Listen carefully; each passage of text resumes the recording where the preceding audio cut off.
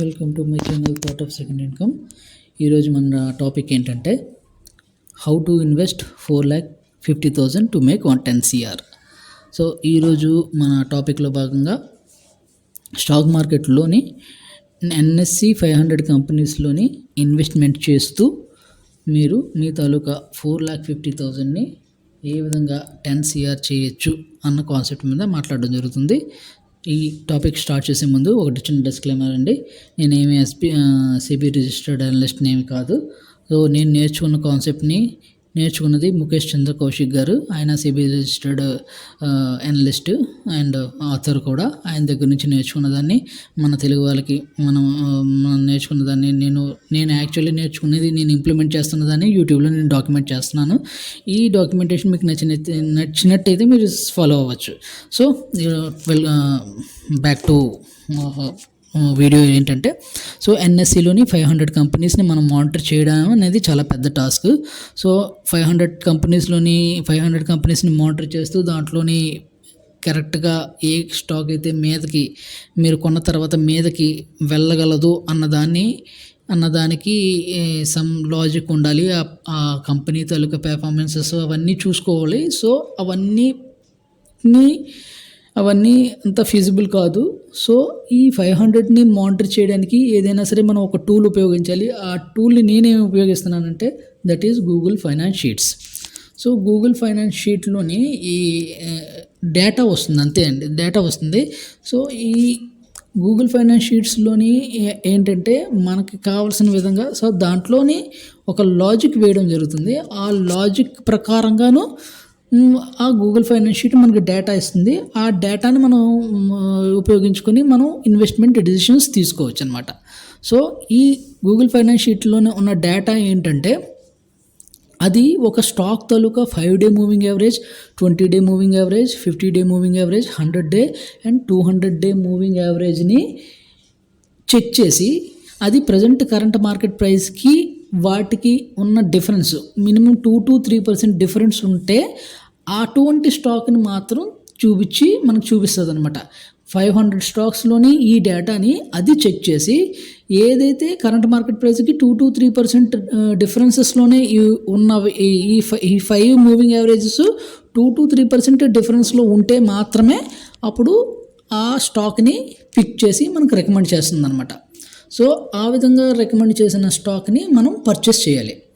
So మనం రోజు రావడం, ఈ డేటా ఈ గూగుల్ షీట్ని ఓపెన్ చేయడం, తీసి చూడడం, దాంట్లో ఏ విధంగా మనం అంటే చేయగానే మనకి చూపించిన స్టాక్ని మనం పర్చేస్ చేస్తాం. ఈరోజు మనం పర్చేస్ చేస్తాం.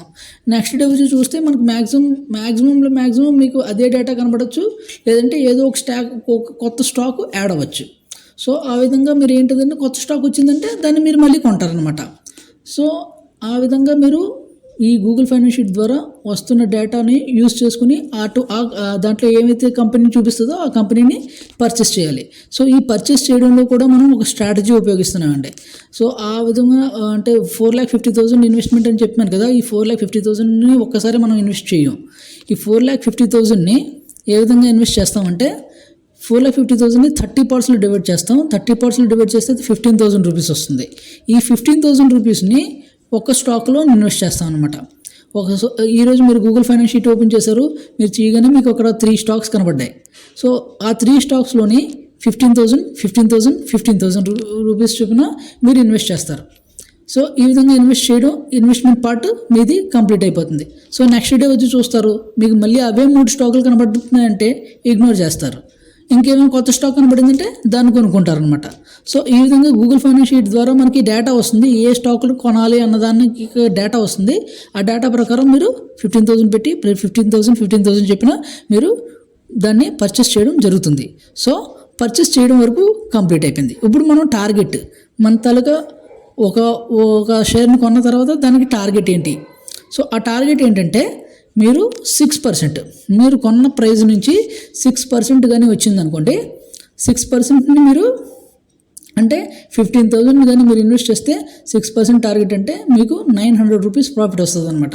6% ప్రాఫిట్ కనబడగానే మీరు ఆ స్టాక్ నుంచి ఎగ్జిట్ అయిపోవడమే. ఇది టార్గెట్ వచ్చేసింది. సో టార్గెట్ వచ్చేసిన తర్వాత మనం ఏం చేయాలి? టార్గెట్ వచ్చేసిన తర్వాత ఏం చేయాలి అన్నదానికి మీరు నెక్స్ట్ నేను చెప్తానండి. టార్గెట్ని మనం మీ ఏ విధంగా మళ్ళీ రీఇన్వెస్ట్ చేయాలి అన్నదానికి నేను నెక్స్ట్ వీడియోలో నేను మీకు దానికి చెప్తాను.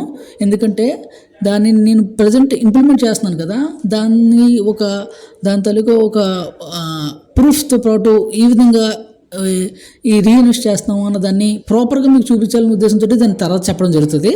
ఓకే, ప్రస్తుతానికి ఏంటంటే మీకు టార్గెట్ వచ్చింది 6%, మీరు ఎగ్జిట్ అయిపోయారు. నెక్స్ట్ పాయింట్, మీరు కొన్న తర్వాత అది లాస్లోకి వెళ్ళడం మొదలుపెట్టింది. లాస్లోకి వెళ్తే మీరు ఏం చేయాలి? దీన్ని కూడాను ఒకవేళ కానీ లాస్లోకి వెళ్తే దాన్ని లాస్ నుంచి మనం ఎలా బయటకు రావాలి అన్నదాన్ని నేను నెక్స్ట్ వీడియోలో మీకు ఖచ్చితంగా దానికి ఒక నీట్ అండ్ క్లీన్గా దానికి ఒక డిస్క్రిప్షన్ చేస్తూ నేను మీకు చెప్తాను.